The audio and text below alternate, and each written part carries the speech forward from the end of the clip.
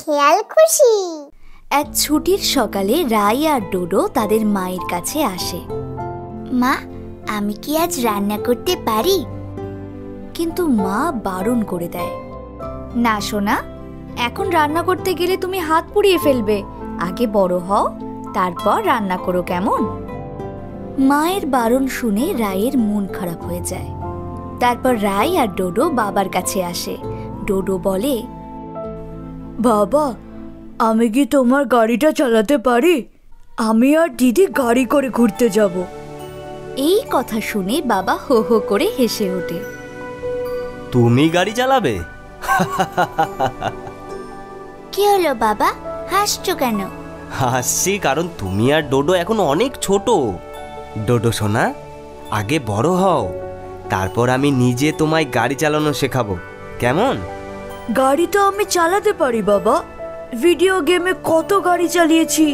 Video গেমে গাড়ি চালানো আর সত্যিকারের গাড়ি চালানো এক নয় সোনা।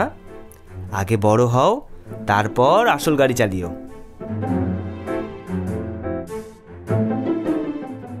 রাই আর ডোডো মনের দুঃখে নিজেদের ঘরে চলে যায় আর মন খারাপ করে বসে পড়ে।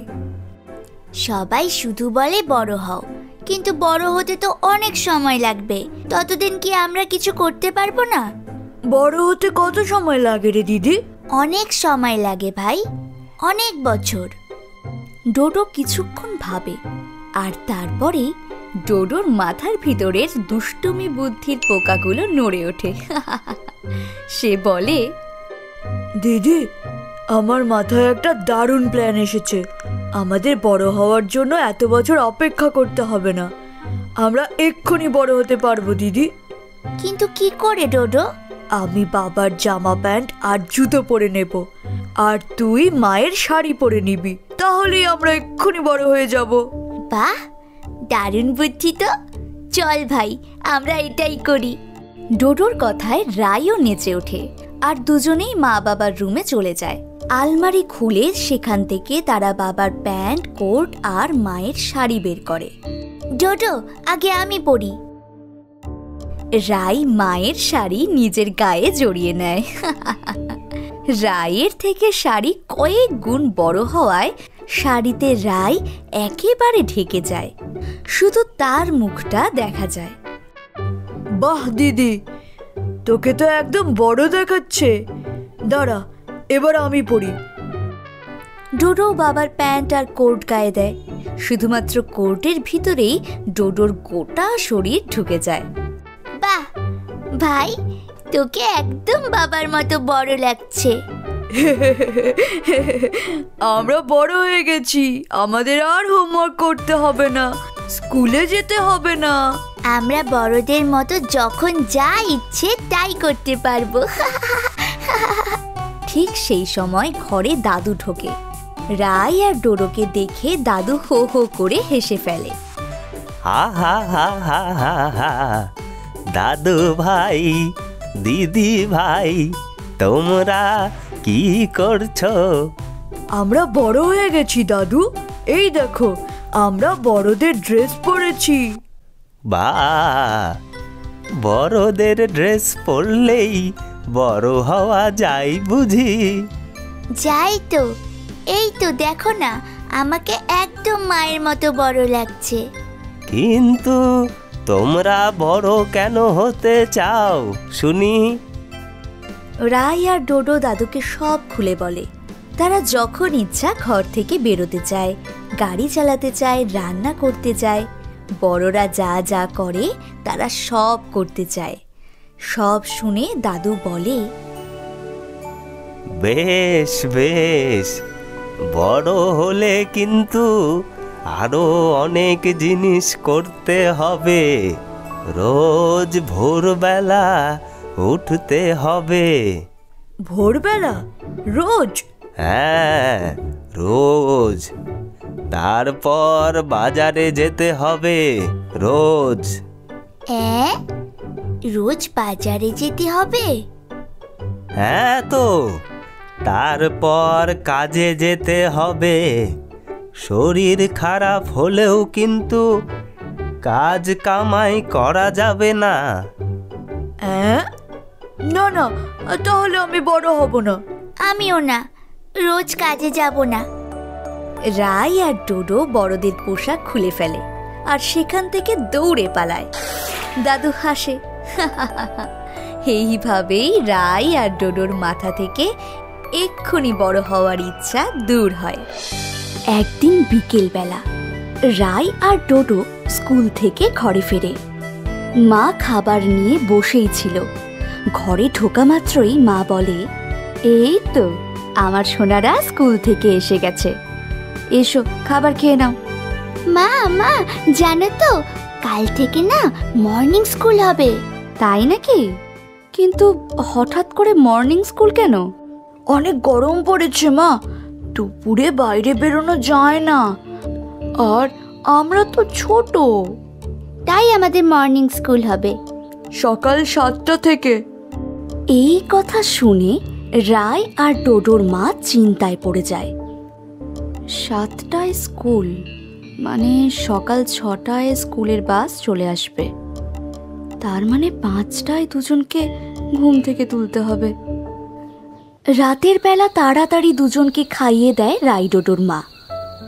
রাই আর ডোডো দুজনে নিজেদের রুমে চলে যায় এবং বিছানায় শুয়ে পড়ে। তাড়াতাড়ি ঘুমিয়ে পড়ো সোনারা, আজ কিন্তু কমিক্স পড়বে না, বুঝেছ?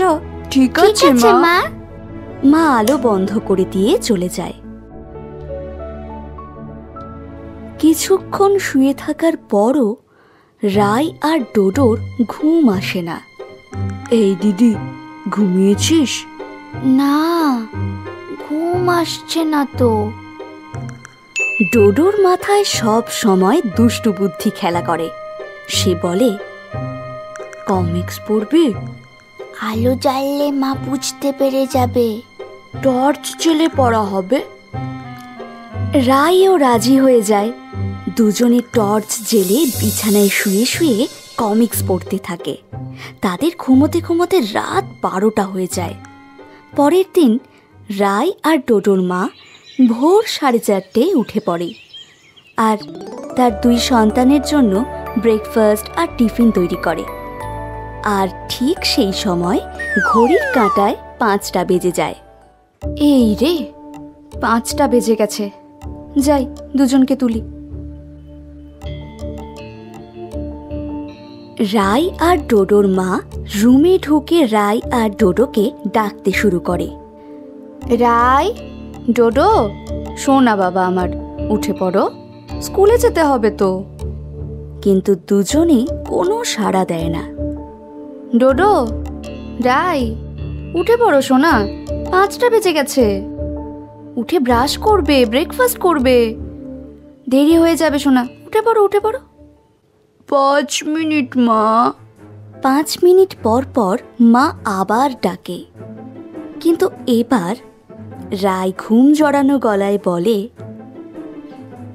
আর 5 মিনিট মা, তারপর উঠবো। 5 মিনিট বলে বলে দুজনে 30 মিনিট পর ঘুম থেকে ওঠে। ব্রাশ করে স্নান করতে করতেই স্কুলের বাস চলে আসে এবং রাই ডোডোকে না দেখতে পেয়ে বাস চলে যায়। বাসকে চলে যেতে দেখে রাই আর ডোডোর মা চিৎকার করে বাসটাকে দাঁড় করানোর চেষ্টা করে। আরে দাঁড়াও দাঁড়াও দাঁড়াও! কিন্তু বাস দাঁড়ায় না। স্নান করে খেয়ে দিয়ে স্কুল ড্রেস পরতে পরতেই দুজনের 6:30 বেজে যায়। মা, বাস তো চলে গেল, এবার আমরা স্কুলে যাব কি করে? তুমি আমাদের দিয়ে আসবে মা? হ্যাঁ বাবা, দিয়ে আসবো, চলো। মা দুজনকে নিয়ে অন্য বাসে চেপে স্কুলের সামনে যায় এবং দুজনকে গেট পর্যন্ত দিয়ে আসে। রাই আর ডোডো যতক্ষণে স্কুলে পৌঁছয় ততক্ষণে ফার্স্ট ক্লাস শুরু হয়ে গেছে। টিচার পড়ানো শুরু করে দিয়েছেন। May I come in miss? Rai, ডোডো, তোমাদের এত দেরি কেন হলো বাবু?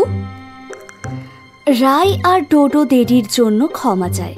টিচার দুজনকে ক্লাসে ঢুকতে দেন, কিন্তু ওই ক্লাসে রাই আর ডোডো কিছুই বুঝতে পারে না। স্কুল ছুটির পর তারা ঘরে ফেরে।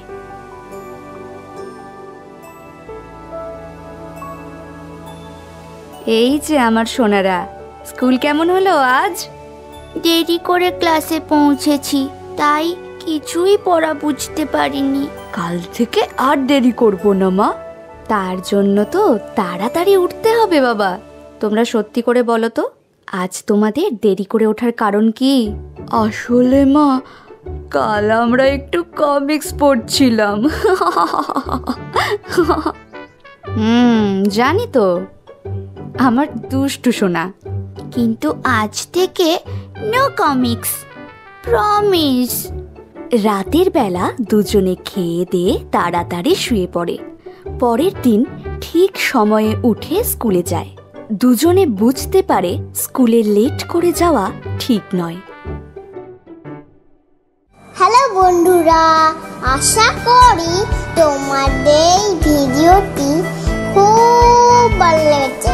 আমাদের আরো মজাদার ভিডিওগুলি দেখতে হলে এক্ষুনি সাবস্ক্রাইব করো।